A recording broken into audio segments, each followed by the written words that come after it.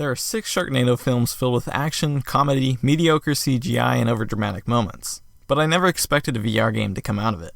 So when I heard about Sharknado VR, Eye of the Storm, I was intrigued but had very low expectations. So now that it's out, is Sharknado VR any good?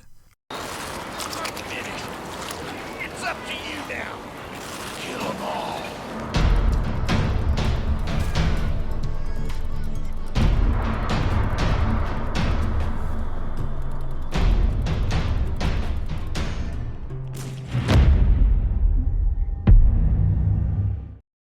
Sharknado VR Eye of the Storm is a game that has you fighting against a ton of sharks in the middle of a tornado, hence the name Sharknado. The story consists of one cutscene that has you inside of a bar when all of a sudden a weather warning comes on, and soon after sharks come flying into the bar.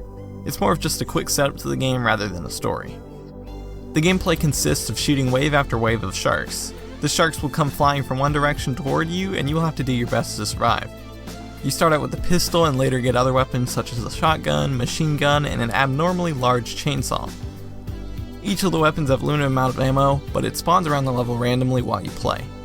You can access your weapons through a weapon wheel or by pressing a button on the right move controller to instantly switch weapons. The weapons work fine, but I often found myself just using the chainsaw all the time, as it almost instantly killed each shark. Some of the supposedly stronger weapons I got actually felt weaker than the previous weapons. Another issue I found was that some of the weapons' bullets didn't seem to hit the sharks unless they were really close to me. And your other abilities allow you to jump really high and slow down time, which work fine, but I didn't ever find them useful. Surprisingly, the game has full locomotion and smooth turning, with options for teleportation and click turning. The smooth turning works good, but the locomotion system is very awkward and bad. To move forward, you have to lean your move controller really far forward, and it didn't seem to work most of the time for me, so I ended up using teleportation instead of locomotion. The game also doesn't have support for the DualShock 4 or any other peripheral, so the move controllers are your only option.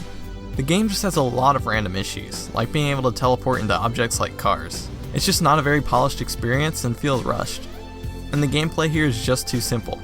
After a few minutes of experimenting, I learned that the best thing to do is just stand still, look in the direction of the sharks, and endlessly kill them until the wave is over.